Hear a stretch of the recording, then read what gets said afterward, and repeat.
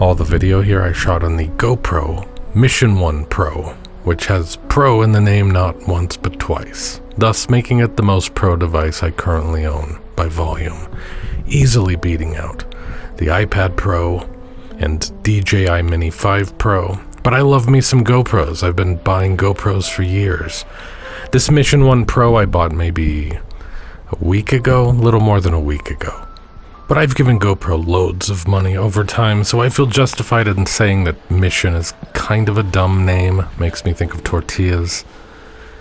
Although the old name, Hero, always made me think of sandwiches, so I guess we're just sticking with the food theme. Fine. And they dropped black from the name, although it is still black. But I like DJI products, generally speaking, a whole lot, so why do I keep buying GoPros? Open gate recording, that's why. Since I'm wearing the camera, I can't frame the shot, so I need a little flexibility to reframe it later. Also because I'm just an idiot. I think I suck at research in the abstract when I don't have a device in my hand. And Paul Sebring, whose photography channel I enjoy, corrected me on a misconception I had, but too late. I'd already bought the GoPro. The DJI Osmo Action, for example, has a square open gate mode, but cuts off the corners, something like this. This is just an approximation. Well, that makes it way less attractive considering the way I want to use open gate. But it does also shoot 4x3, but I can't determine whether that uses the full sensor width as open gate does, or if it crops in. But I don't even know if that matters really. Ultimately, I guess I just feel comfortable with GoPro. That's what I'm used to, so that's what I got. Sadly though, for the past few generations, GoPro has given you an 8:7 aspect ratio for open gate recording, and now that's decreased or reduced to 4:3, but that's just because the sensor shape has changed with this model. Leave your GoPro Mission 1 Pro on low sharpness. Low isn't very sharp, I wish it were sharper, but medium is ludicrously over-sharpened. Why isn't there something in between? High sharpness looks like someone's playing a practical joke on you. And by the way, it's still not sharp when you zoom in. It looks sharp, too sharp, but sharp zoomed out. But zoomed in, the illusion quickly breaks. It just looks fake and gross. I love GoPros, but I don't shoot these videos with GoPros anymore. And this is what I miss as a result. The in-between stuff. There's just no other way to capture that stuff. That doesn't feel very stilted. And this is why I stopped, because the camera in my hands is not in focus. But that's because action cameras don't focus. The focus is locked. So, although I'm rocking only the GoPro today, after today I'll mostly just be using it for this in-between stuff. But I really enjoyed doing it this way again. This is how I used to make videos, with a GoPro and nothing else. It's definitely way more fun this way. And if I ever do a video where I'm shooting portraits, I'd certainly use the GoPro and nothing else for that. Using a camera where you can get your own stills camera in your hands and focus only works when you're sauntering around with all the time in the world. So resolution. The Mission 1 Pro at 8K, yes, it looks slightly better, sharper than 4K, but man, not much. It's a very minor difference. Plus, it's very apparent that the dynamic range drops when you switch to 8K. Watch the sky. Honestly, I feel like we're not really looking at 8K footage. The difference should be very apparent. And I repeated all of these tests multiple times prior to this morning to eliminate conditions as a factor. So going into this morning, I already decided to shoot 4K. Which is what I did, minus the times when I'm specifically testing 8K, obviously. This is typical action camera behavior as far as I've experienced it personally, but stuff close to camera is out of focus, of course, like my stills camera here. The background is also sort of acceptably sharp, but also slightly out of focus. The GoPro really favors things that are more in the middle. So the biggest difference between 4K and 8K can be observed in that stuff that's pretty close to camera but not too close. Basically in the area that would most be in focus anyway, which is not surprising, but again, the difference is a little bit apparent when you zoom way in, but it's also pretty subtle. But if you buy this camera for its 8K-ness, I think you'll be disappointed. I think you would need a much larger sensor for 8K to actually matter. Now we're looking at noise levels in 4K footage, and to cut right to the point, 24 frame per second footage, 30 frames per second, 60. All that looks clean and basically the same. At 120, which is the maximum frame rate for 4K 4x3, the footage gets fairly noisy, even in bright conditions. If you switch to 16:9, you can push that to 4K 240, which is noisy but not any noisier than 120, from what I can tell.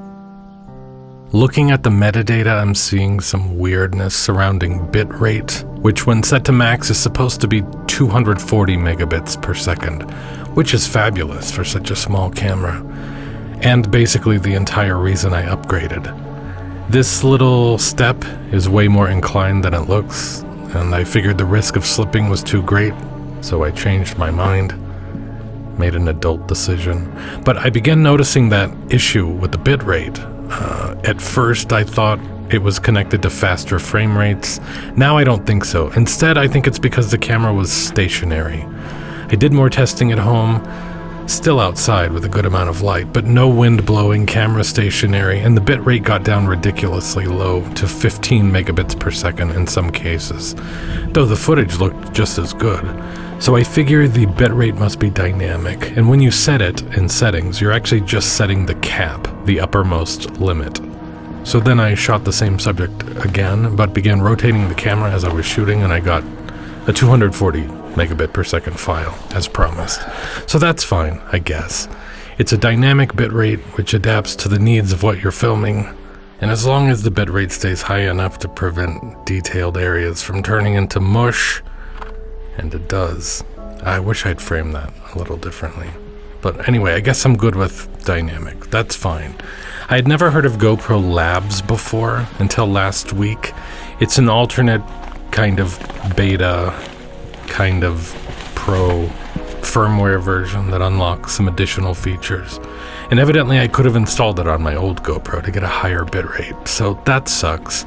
Kinda wish I'd known that before buying this new one and selling the old one. Okay, watch closely. Did you catch what just happened? Mid-shot, it changed drastically, as if all my settings reset. From sharpening to either exposure or color profile to resolution, I think, by the looks of it. And now it's glitching. I'm still completely confused by this and worried about this, and I still don't have an explanation. I have a guess, but this is very bad. I'm guessing this is some sort of thermal throttling. Although maybe it's just a software firmware bug, hopefully. Let's look at it again. I mean, what the hell? If we go frame by frame, we see that sharpening changes first, then exposure, or maybe color profile, whatever it is. It looks like stabilization completely turned off as well. This is still part of the same file. If this is the new intended behavior when your GoPro overheats, this is very much not okay with me. At least when a GoPro would overheat in the past, it would beep and let you know and shut down, so you didn't continue on filming thinking you were still getting something. But the glitching has me worried that maybe I have a defective camera. I'll let this play out. To keep in mind, this is all part of the same file. This is exactly how it looked straight out of camera, though I've trimmed it a bit for the sake of watchability. But of course, in the moment, I had no idea this was happening. No idea it was ruining my shot. But my first clue that something was wrong happened when I said, "Name of product, stop recording." I use voice controls. It only beeped once. It's supposed to beep a total of 4 times, 1 and then 3. So I investigated. I found the camera frozen, unresponsive, and ultimately I had to remove the battery to shut it down. I thought it might eat the file, so I was pleased it didn't. But thinking about it now, I wonder, maybe it actually did sort of eat the file. Maybe there wasn't an issue at the time of filming. Maybe the issue occurred when it froze, retroactively, screwing up the file. I bought this GoPro at Best Buy, home of the 15% restocking fee, so not much chance of getting any help there, and GoPro's even worse to deal with. Anyway, for now, I'm not going to do anything but just hope that it was a fluke. But let me get back to why I was initially disappointed that this camera can't do 8x7, but upon thinking about it a lot more, I'm kind of fine with 4x3. So I sold my old GoPro to help fund this new one. Yes, I kind of regret it now that I've learned that GoPro Labs can get you a higher bitrate, but my footage looked like mush a lot of the time. And then other times it looked fine, sharp, detailed. And I kind of thought it was dependent on the type of terrain, how much light, how much movement, so forth. And yes, I think that was all true. But thinking about it a bit more carefully, from what I can recall, my 8x7 footage looked fantastic right up until the moment I cropped it as 16:9, thereby cropping out a massive part of the image. So despite having enough resolution to do the job, I think the bitrate was too low to do the job. Whatever the max bitrate was, something significantly lower than the Mission 1 Pro. A huge chunk of that data just wasn't getting used because it was getting cropped out, obviously. In other words, let's say the max bitrate was 120 megabits per second, which I think is correct. You're getting the benefit of the 120 if you're shooting 16:9, but not if you're shooting 8x7, because a lot of that 120 is going to a portion of the image that's getting cropped out. At least that seems like how it would work. This is the only GoPro I currently own, so I can't do the test. So we know 8K footage is a bit noisy, particularly in the shadows. So here's me testing the denoiser on low, medium, and high. I say low and medium look about the same. Neither one really seems to remove much noise, but high definitely removes a lot of the noise. And the footage still comes out looking pretty good, at least, in daylight scenarios. Over smoothing isn't really a problem here. Just in concept though, I don't mind a bit of noise. I'm probably going to leave this on low. You can denoise in post, though I probably won't. And I should mention I'm shooting everything in GP Log 2, 10-bit, and color grading myself. So the GoPro has different software lenses, in quotes. This is wide. I only ever use wide, personally. This is because I want to use as much of the sensor as possible. In 4x3 with Hypersmooth set to on, wide is the widest possible option, the least cropped. So that's what I use. But there's also linear, which takes out the characteristic fisheye distortion. And when you change to linear, you can also lock the horizon. And that's what I've done here. And it looks kind of bad, noticeably worse than the previous shot. Firstly, yeah, it's nice to have horizon lock as an option in an emergency. But if you need that on a regular basis, an action camera is probably the wrong choice. You want a pocket camera with a gimbal, like the DJI Pocket series. So now back to wide, which also disables horizon lock. Look at the amount of detail in the grass or weeds. In comparison to the previous shot, it's a massive difference and kind of impressive. Also notice this rock on the left, the detail there. Compared to this, ouch. Back to linear with horizon lock on, it's kind of trash. What about linear with horizon lock off?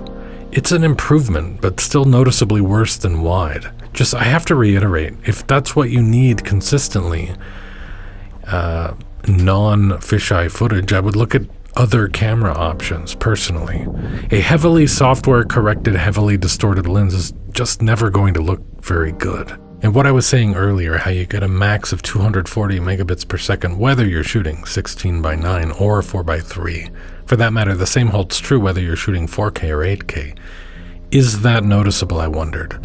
And thankfully, not really. 240 megabits, even if I'm losing half of that in the crop, and even if it's being stretched across an 8K image instead of a 4K image, seems to be enough. You can bump that up to 300 with GoPro Labs, but I don't have a memory card fast enough to handle 300. 240 is fine with me. I also don't want the file size to get out of control. It's just GoPro footage. I don't really want it competing with the size of 8K footage from my mirrorless camera when it's going to look maybe 5% as good. It just needs to not turn into mush, that's all. And I feel like we've achieved that with 240. I'm going to skip ahead briefly to a problem I just noticed because it's pissing me off. Then we'll come back to this.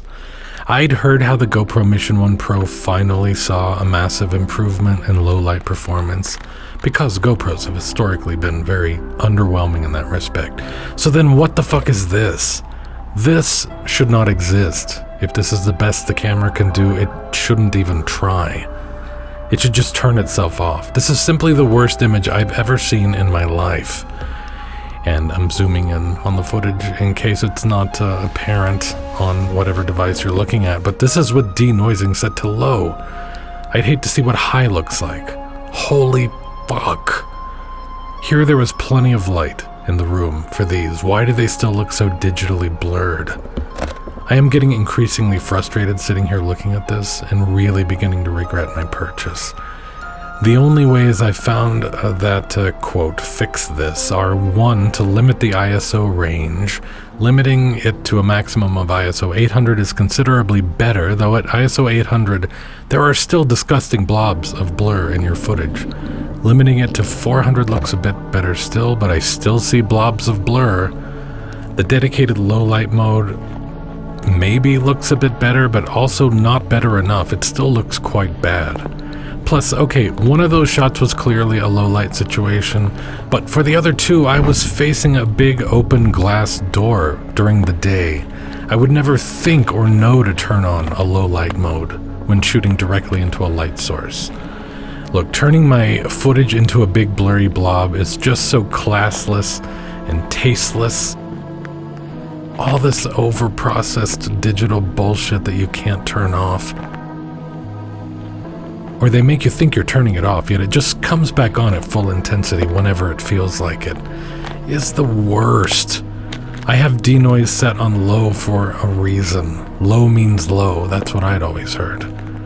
This is I'm gonna try not to use profanity. Terrible product. I freaking hate it now. I want my freaking money back. I want my old GoPro back. And while I'm complaining about stuff, I have to mention this. Sometimes the settings just change on their own. The first time I thought it was my fault. Maybe I hit reset instead of format. The next time I thought it was because I connected the app. Maybe it resets all your settings when you connect the app. I mean, that would be asinine, but at least it would be an explanation. The next time I just figured I must have bumped something accidentally, but it just keeps happening, and now I know it's not me, so I have to check my settings constantly. And just when I began to get complacent, sure enough, I find something randomly changed. For whatever reason, my exposure compensation is different, or it's changed from 10-bit to 8, or the max bitrate has been decreased from max to high. By the way, for these last several shots I've been using Hypersmooth Auto Boost. I was curious to see the difference, but I don't really see any difference. It's probably because I'm not moving around that much. But, story time. 6 or 7 years back, I had a hardware issue with a brand new GoPro that I bought directly from GoPro, and the process of getting it resolved dragged on for at least a couple of months. I have it all documented should I need to provide evidence of what I'm saying, because it all occurred via chat and email. They set up a return, I sent my brand new GoPro back. They sent me a used GoPro with a scratched lens as replacement. This was the GoPro Fusion, which did not have a removable lens. Well, it had 2 non-removable lenses, actually. So I set up a return for that. Letting them know the reason, of course. They assured me it wouldn't happen again. But of course, they sent me another used GoPro with a scratched lens. I set up a third return. You guessed it, a third used and scratched replacement arrived soon after. Well, not soon. None of this was quick. It was at this point, I believe, I could be a little off in my timeline. I'd have to refer back to the emails. I asked for a refund. They said before they could issue a refund, we would have to try doing a replacement one more time. So, okay, I set up a 4th return, and who could have possibly guessed? That's right, I received a 4th GoPro very obviously used and with a scratched lens. But, fine, now I can get a refund, supposedly. So I sent it back yet again. I confirmed via tracking that it arrived. I let a few days pass. No refund. I chatted in. They said refunds take about 2 weeks. Okay, at 2 weeks, still sans refund. I chatted back in. They said, oh no, you have to wait 30 days. So at 30 days, still sans refund, I chatted back in, and they told me, oh no, we already refunded you a month ago, the matter's closed. Nothing more we can do. Goodbye. At which point I turned to my financial institution. They conducted an investigation, found in my favor, had my money back within about 24 hours. But, okay, no profanity. GoPro. Like, you're good with that? That's how you want to conduct business? I mean, in fairness, those actually running the company might not support such shitty customer service. I mean, crappy customer service. But at least some of the employees at GoPro at some time were the scumbags of the universe. Anyway, I wanted to incorporate an action camera back into my videos to bring a bit of that spontaneity back. The sense of roaming, to show that a morning out shooting involves way more walking than photo taking. I probably still will, because obviously I'm not getting my money back, and it mostly looks good outdoors during the day, but it will not replace the camera I normally use, because I need a camera that can focus on things that are close. I started out very excited about my new GoPro. Horizon lock is on here, by the way, so yes, there's less detail as a result, but I am really disappointed. Does this look good to you? Ugh, maybe I won't keep it. Remember, this is denoising set to the lowest possible setting. It's not even that dark in here. I have 2 lamps on, various other light sources. My phone can handle this without any issue at all. Would you be proud of shipping a camera that shot like this? I certainly wouldn't. So, this is the next morning, wherein I did hours and hours of tests, hundreds of clips. I think shooting 8K puts a lot of stress on the processor, and it forces the thing to back off on noise reduction. And that's better. I'd take noisy over plastic, but it's too noisy. Plus, I really don't want to film in 8K for all sorts of reasons. I still can't believe how bad this looks. Good lord. This is a real product. What are you gonna do? Steal my chair? This particular shot was very dark, so I guess it's forgiven. I mean, not really, but the rest were not that dark. On a DSLR to get this exposure, you'd be at about a 30th of a second, f2.8, ISO 640. Seriously, why do I keep hearing how well this camera performs in low light? I've never seen anything like this. Here I have the ISO capped at 400. Definitely helps, but it's still a bit blurred and plasticky. This is 8K, which is, again, the only way to force denoising to back off. This is zoomed into 300%. I'm opening the blinds now, on a very sunny day. This is as bright as the room gets, and it still looks like trash. Yes, I've tried the dedicated low light mode. It's kinda better, but still has the same problem. I tried everything. I've literally changed every setting, one at a time, multiple times, trying every possible combination, and then I solved it. I was all set to box the camera back up, but decided to try one last thing, to install GoPro Labs, the alternate version of the firmware, which seemed like a huge bother before, but after everything I've gone through today, it really wasn't. It was quite easy and quite fast to set up. And now instead of low, medium, high, you have from 0 to 100 to dial in the noise reduction. And guess where I ended up? At 1, 0 is off, and 2 already looks way too digitally blurred to me. It's a little noisy in the dark areas, but not nearly as bad as the 8K footage. The noise reduction is helping. You know, it's noisy, but it's honest. I feel like I'm looking at something that came out of an action camera, not a digital AI Vaseline factory. And one more thing, I have the ISO capped at 800. 1600 is also usable. Past that, the image just falls apart for me. I'd rather just an image look dark. If that's the reality of the moment being captured, fine. No detail here, but you know, there probably shouldn't be any detail here.